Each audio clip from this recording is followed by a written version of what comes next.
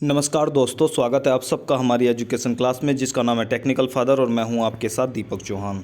तो स्टार्ट करते हैं आज के लेक्चर को और देखते हैं कि आज हमें क्या क्या डिस्कस करना है। ये हमारा व्हाट्सअप नंबर है। जितनी भी वीडियो हमारी आती हैं उनके जो पीडीएफ नोट्स होते हैं, अगर आप वो लेना चाहते हो तो आप इस पर कॉन्टैक्ट करके हमसे ले भी सकते हो। कोशिश करें कि आप वीडियो से खुद के नोट्स बनाएं तो आप लोगों को याद भी रहेंगे और आप लोगों को ईजी भी रहेगा। ठीक, तो आज का जो टॉपिक है वो कुछ क्वेश्चन आप लोगों ने पूछे थे, चाहे वो कमेंट बॉक्स में हो चाहे फिर व्हाट्सएप पे हो, तो आज हम उन्हें डिस्कस कर लेते हैं। बैक प्रेशर क्यों लगाया जाता है, मटेरियल क्या होता है, साइकिल टाइम, रॉ मटेरियल क्या होता है, साइकिल टाइम में कौन कौन सा टाइम ऐड किया जाता है, जैसे दो चार क्वेश्चन आप लोगों ने जो पूछे हैं आज हम उन्हें डिस्कस कर लेते हैं। मैं आप लोगों से एक बात और बोलना चाहूँगा कि जो भी क्वेश्चन आप लोग मैक्सिमम पूछते हो वो हमने किसी ना किसी वीडियो में ऑलरेडी डिस्कस कर चुके हैं उन्हें। तो आप लोग क्या करते हो, वीडियो को सही पॉइंट टू पॉइंट नहीं देखते हो, जिसकी वजह से आप लोगों को क्वेश्चन छूट जाते हैं और आप लोगों को कन्फ्यूजन बनी रहती है। उसके बाद आप क्वेश्चन पूछते हो। तो अगर आप हर वीडियो को पॉइंट टू पॉइंट अच्छी तरीके से देखते हो तो आप लोगों के क्वेश्चन नहीं छूटेंगे और आप लोगों को बार बार वो पूछने नहीं पड़ेंगे। तो कोशिश किया करें कि आप अगर कोई बुक पढ़ते हो या फिर वीडियो देखते हो तो बुक भी अगर पढ़ते हो तो वो भी आप पॉइंट टू पॉइंट पढ़ा करें, तो तभी आप लोगों को चीज़ें समझ में आती है और बार बार पढ़ा करें। ये सजेस्ट किया जाता है कि आप लोग एक बुक को बार बार पढ़ने से फ़ायदा होता है, ना कि एक टॉपिक पर ज़्यादा बुकों को पढ़ने से फ़ायदा होता है। तो सबसे पहला क्वेश्चन देख लेते हैं, बैक प्रेशर क्यों लगाया जाता है। तो बैक प्रेशर के बारे में हम बात कर लेते हैं। ये back pressure extrusion blow moulding हो चाहे फिर एक्सट्रूजन मोल्डिंग हो, जो भी है उसमें भी लगाया जाता है और इंजेक्शन मोल्डिंग मशीन में भी लगाया जाता है, लेकिन दोनों के लगने का जो तरीका होता है वो अलग अलग होता है। ठीक है, जो बैक प्रेशर एक्सट्रूजन होता है, एक्सट्रूजन प्रोसेस होता है, उसमें आगे से लगाया जाता है ब्रेकर प्लेट लगाने के बाद में, और जो इंजेक्शन मोल्डिंग होती है उसमें पीछे से लगाया जाता है। ठीक है, हाइड्रोलिक सिलेंडर होते हैं उनके द्वारा लगाया जाता है। अब बात करते हैं कि इसका काम क्या होता है। मेन काम इसका जो होता है वो डेफिनेशन आप लोगों को लिखी भी हुई है, इसे भी आप पढ़ लेना, लेकिन मैं भी आप लोगों को बता देता हूँ। जो बैक प्रेशर होता है उसका जो काम होता है वो जो मटेरियल होता है उसकी प्रॉपर मिक्सिंग के लिए इसका यूज़ किया जाता है। जैसे आप लोगों ने देखा होगा कि आप लोग मटेरियल में अलग अलग कलर के प्रोडक्ट बनाते हैं, तो जब आप देखोगे कि जो मटेरियल होता है उसमें या तो पिगमेंट यूज़ करते हो आप या फिर आप लोग मास्टर बैच मिला के यूज़ करते हो, तो अगर आप लोगों की मटेरियल की मिक्सिंग अच्छी नहीं होगी तो जो मटेरियल में आप कलर मिक्स कर रहे हो वो अच्छी तरीके से मिक्स नहीं होगा। कहीं पे आप लोगों को ज़्यादा मिलेगा, कहीं पे आप लोगों को कम मिलेगा। तो कलर को अच्छी तरीके से मिक्स करने के लिए या मटेरियल को अच्छी तरीके से मिक्स करने के लिए बैक प्रेशर का यूज़ किया जाता है।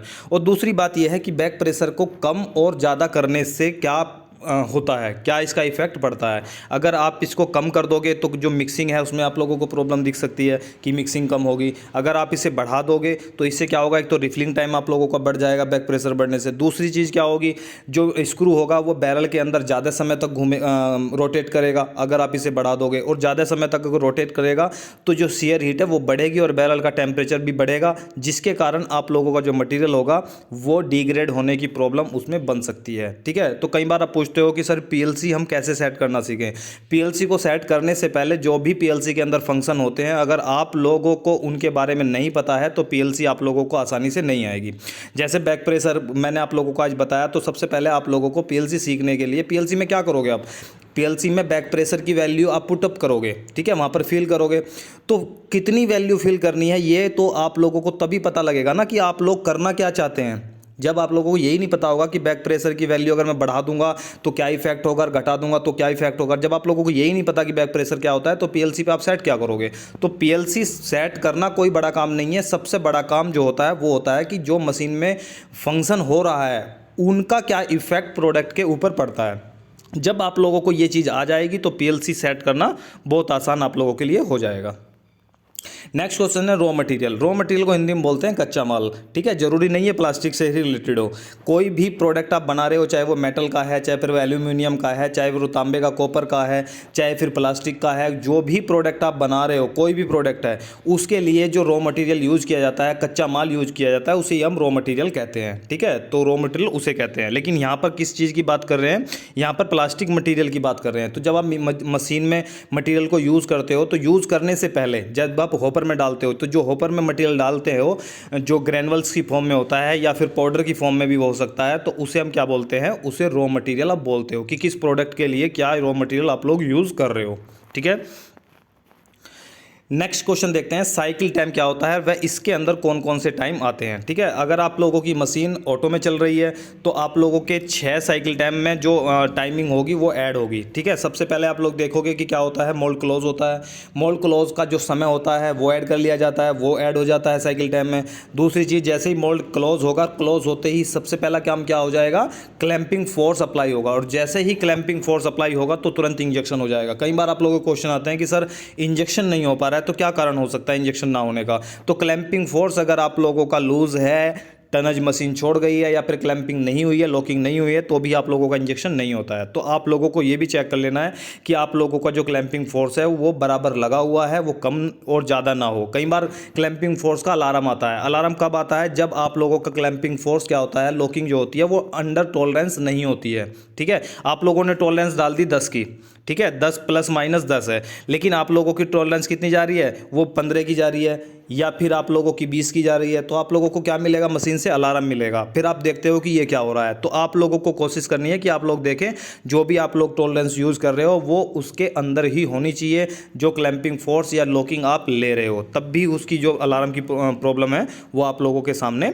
मिलती है। ठीक है, जो जैसे ही मोल्ड क्लोज होगा तो इंजेक्शन होगा, इंजेक्शन खत्म होते ही आप लोगों का समय शुरू होता है किसका, होल्डिंग का। ठीक, होल्डिंग टाइम और कूलिंग टाइम दो ही ऐसे टाइम होते हैं जो हम मशीन को प्रोवाइड कराते हैं। बाकी जितने भी टाइम होते हैं मशीन हमें प्रोवाइड कराती है। ठीक है, जैसे कि आप mould close time, mould open time, उसे आप चेंज नहीं कर सकते हो। ठीक है, डायरेक्टली चेंज नहीं कर सकते हो, स्पीड और प्रेशर बढ़ाकर ही आप उसे कम ज़्यादा कर सकते हो, लेकिन डायरेक्ट चेंज उसमें आप होल्डिंग प्रेशर और होल्डिंग टाइम और होल्डिंग कूलिंग टाइम के जैसे उसे आप चेंज नहीं कर सकते हो। ठीक है, यहाँ पर एक स्टूडेंट ने भी पूछा था कि सर जो फीलिंग टाइम होना चाहिए वो कितना होना चाहिए, फीलिंग टाइम मतलब इंजेक्शन टाइम। ठीक है, तो उसके लिए अगर आप स्टॉक पे चला रहे हो, ट्रांसफ़र पोजीशन पे चला रहे हो, तो जो फीलिंग टाइम आएगा या आप लोगों का इंजेक्शन टाइम आएगा वो मशीन आप लोगों को प्रोवाइड करा देगी कि आप लोगों का जो ट्रांसफ़र पोजीशन तक स्क्रू पहुँच रहा है उसमें कितना समय लग रहा है। वही क्या हो जाता है, आप लोगों का फिल टाइम हो जाता है या इंजेक्शन टाइम हो जाता है। लेकिन अगर आप टाइम पे चला रहे हो, ठीक, तो टाइम पे चलाने के लिए आप लोगों को कितना टाइम देना चाहिए। तो आप लोग जानते हो कि जब आप प्लास्टिक मटेरियल से कोई भी प्रोडक्ट बनाते हो तो उसका लगभग 90 से 95% जो भाग होता है पार्ट का, उसे आप लोगों को इंजेक्शन में भरना होता है, और उसके बाद में जो बचा हुआ पार्ट होता है, पोर्शन होता है, उसे आप लोगों को होल्डिंग में भरना होता है। तो उसी के हिसाब से आप 100% का निकाल लो, और उसके हिसाब से आप लोग 90 या 95% का जब आप फिल टाइम से भरते हो तो आप वहाँ पर मेंशन कर सकते हो कि कितना टाइम आप लोगों को वहाँ पर देना है। इसके बाद में जैसे ही आप लोगों की होल्डिंग कंप्लीट होती है तो उसी दौरान आप लोगों की रिफिलिंग स्टार्ट हो जाती है, जिसे आप चार्जिंग भी बोलते हो। ठीक है, तो जैसे ही वो स्टार्ट हो जाती है और दूसरी तरफ क्या हो जाता है, कूलिंग स्टार्ट हो जाती है। ठीक, इसका मतलब ये नहीं होता कि कूलिंग में जो पानी है वो रोटेट तो वो तो करता ही रहता है। ठीक है, जरूरी नहीं है कि आप लोगों की कूलिंग तब स्टार्ट होगी, यानी कि पानी मोल्ड में रोटेट करना तब स्टार्ट होगा कि जब रिफिलिंग होगी। नहीं, मोल्ड में पानी तो रोटेट करता ही रहेगा। कूलिंग का मतलब एक ठहराव होता है कि पार्ट में अब कोई भी मूवमेंट आप अलग से नहीं कर रहे हो, मटेरियल उसके अंदर एंट्री नहीं करा रहे हो, मटेरियल उसमें से निकाल नहीं रहे हो, पार्ट के अंदर आप कोई भी छेड़छाड़ नहीं कर रहे हो। किसके दौरान, कूलिंग के दौरान। पार्ट जैसा आप लोगों ने बना दिया, जैसा आप लोगों का पार्ट बन गया, अब वो वहीं के वहीं ठंडा होने वाला है, उसे आप कूलिंग बोल रहे हो। ठीक है, ऐसा नहीं कि आप लोगों ने पानी जब स्टार्ट किया है, एमटीसी तब स्टार्ट किया, कूलिंग टावर तब स्टार्ट किया, नहीं, कूलिंग टावर ये सारी चीज़ें चलती रहेंगी। जैसे ही आप लोगों की रिफिलिंग खत्म होती है, रिफिलिंग खत्म होने के बाद में आप लोगों की कूलिंग खत्म हो जाती है। जैसे ही कूलिंग खत्म होगी तो क्या होगा, मोल्ड आप लोगों का ओपन हो जाएगा और मोल्ड ओपन टाइम भी उसमें ऐड हो जाएगा। जैसे ही मोल्ड ओपन होगा, मोल्ड ओपन होने के बाद में इजेक्शन आता है, इजेक्शन होगा, इजेक्टर लगेगा, और इजेक्टर होने के बाद में आप लोगों का जो पार्ट है वो बाहर आ जाएगा। लेकिन अगर आप लोगों की सेमी में मशीन चल रही है तो जो भी ऑपरेशन टाइम होता है, जब भी आप पार्ट को निकालते हो मशीन से और फिर से गेट बंद करके नया साइकिल स्टार्ट करते हो, उसके बीच का जो समय होता है वो भी साइकिल टाइम में ऐड होगा। अगर आप लोगों की मशीन सेमी में चल रही है, अगर ऑटो में चल रही है तो वो कोई समय फिर नहीं लगता है, मशीन चलती रहती है कंटिन्यूसली। ठीक है, तो ये आप बोल सकते हो कि इंजेक्शन मोल्डिंग मशीन में एक शॉट को कंप्लीट होने में जितना समय लगता है उसे साइकिल टाइम कहते हैं। ये आसान भाषा में आप लोगों को मैंने बता दिया। अब बात करते हैं मोल्डिंग क्या है, व्हाट इज़ द मोल्डिंग। ठीक है, तो रॉ मटेरियल को किसी भी सांचे के द्वारा प्रोडक्ट में ढालने की जो क्रिया होती है उसे बोलते हैं हम मोल्डिंग। ठीक है, आप लोगों के पास क्या था, आप लोगों के पास एक मटेरियल था, रॉ मटेरियल था, लेकिन जैसे ही क्या हुआ, आप लोगों को उसका क्या बनाना है, प्रोडक्ट बनाना है। तो प्रोडक्ट कैसे बनाओगे, जो प्लास्टिक मटेरियल होगा उसे आप मेल्ट करके उसे एक नए आकार में ढाल दोगे, और ढालने की क्रिया को ही मोल्डिंग कहते हैं। क्लैंप कितने प्रकार के होते हैं ये आप लोगों को मैं वीडियो पूरी कंप्लीट बना चुका हूं इसके ऊपर। तो क्लैंप आप लोगों ने देखा होगा कि हाइड्रोलिक क्लैंपिंग होती है, रेम टाइप जिसे आप बोलते हो।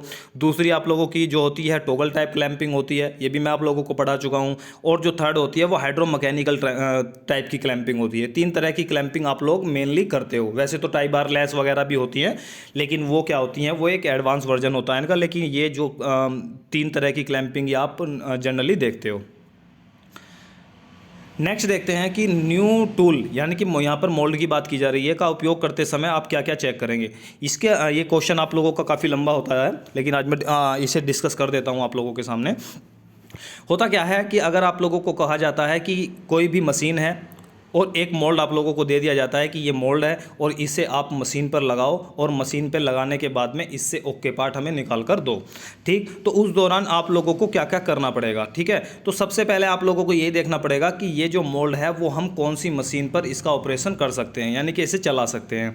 क्योंकि अगर आप लोगों ने किसी भी मशीन पर ऐसे ही रैंडमली डाल दिया उसे उठाकर, तो हो सकता है कि उसके कुछ जो स्पेसिफिकेशन हो वो आप लोगों के मैच ना करे, फंक्शन मैच ना करे, और फिर से आप लोगों को मोल्ड उतारना पड़े और आप लोगों को टाइम जो है वो वेस्ट हो जाए। ठीक, तो सबसे पहले आप लोगों को देखना चाहिए नंबर 1 कि जिस मशीन पर आप लोगों को मोल्ड लगाना है उस मशीन की जो शॉर्ट कैपेसिटी होती है वो आप लोगों के मोल्ड के शॉर्ट वेट से क्या होनी चाहिए, शॉर्ट कैपेसिटी से मैच करनी चाहिए। ठीक है, यानी कि आप लोगों की मशीन की शॉर्ट कैपेसिटी ज़्यादा होनी चाहिए और मोल्ड की शॉर्ट कैपेसिटी कम होनी चाहिए, तभी आप लोगों का पार्ट क्या होगा, वो फिल हो पाएगा, भर पाएगा। दूसरी चीज़ क्या होती है कि आप लोगों का जो मोल्ड हाइट होती है वो आप लोगों की मशीन से मैच करनी चाहिए कि जो मशीन की प्लेटें हैं उनके बीच में वो मोल्ड आ भी सकता है या नहीं आ सकता है। अगर आ सकता है तो उसे चेक कर लें, लगाने से पहले ही सारी चीज़ें चेक करनी होती हैं। इसके बाद में आप लोगों को देखना है कि जो मोल्ड हाइट तो आप लोगों ने देख ली, लेकिन कई बार क्या होता है कि जो स्पेस होता है टाई बार के बीच का, अगर वो आप लोगों का कम होता है तो मोल्ड को कई बार आप लोगों को तिरछा करके भी लगाना पड़ता है, मोल्ड वहाँ पर नहीं आता है। तो स्पेस जो होता है टाई बार के बीच का वो भी आप लोगों को चेक कर लेना है।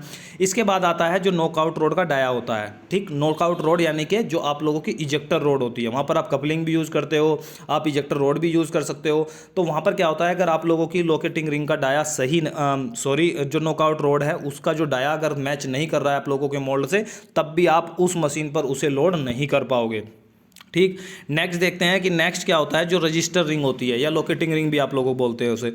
तो अगर उसका डाया तब भी मैच नहीं कर रहा है तो तब भी आप लोगों को मोल्ड में प्रॉब्लम आ सकती है। कई बार आप लोगों ने देखा होगा कि उस पर रिंग वगैरह लगाकर उसे सेट किया जाता है। तो ये सारी प्रॉब्लम होती हैं। कई बार क्या होता है कि उसका होल छोटा होता है, बड़ा होता है, ये सारी चीज़ें होती हैं जिसकी वजह से आप लोग मशीन पर मोल्ड को नहीं लगा सकते हो अगर इनमें प्रॉब्लम है। लेकिन अगर ये सारी चीज़ें मैच करती हैं और मैच करने के बाद में आप लोगों को लगता है कि हाँ हम इस पर लगा सकते हैं, तो आप लोग उस मोल्ड को उस मशीन पर लगाकर, कितने टन किया उस पर लगाकर आप लोग पार्ट निकाल सकते हो। ठीक है, और भी बहुत सारी चीज़ें हैं, लेकिन फिर से जो है वीडियो वो काफ़ी लंबी हो जाती है। तो ये सारी चीज़ें मैंने आप लोगों को आज बताई है, और इनसे रिलेटेड जो क्वेश्चन हैं वो आप लोग कमेंट बॉक्स में मुझसे पूछ भी सकते हो, जो क्वेश्चन मैंने डिस्कस किए हैं। लेकिन अगर आप बार बार रिपीट करके वीडियो देखते हो और अच्छी तरीके से सुनते हो तो मुझे नहीं लगता कि इन क्वेश्चन से रिलेटेड आप लोगों के कोई क्वेश्चन बनेंगे। ठीक है, तो आज के लिए इतना ही। अगर वीडियो आप लोगों को पसंद आई है तो वीडियो को लाइक कर दें, दोस्तों को शेयर भी कर दें, और चैनल पर अगर आप नए हैं, पहली बार आज देख रहे हैं, तो आने वाली जितनी भी वीडियो हमारी होंगी उनके लिए आप चैनल को सब्सक्राइब भी कर लें और नीचे कमेंट भी कर दें कि वीडियो आप लोगों को कैसी लगी। ठीक है, तो आज के लिए इतना ही, मिलते हैं नेक्स्ट लेक्चर में। जब तक के लिए दीजिए हमें इजाज़त। जय हिंद, जय भारत।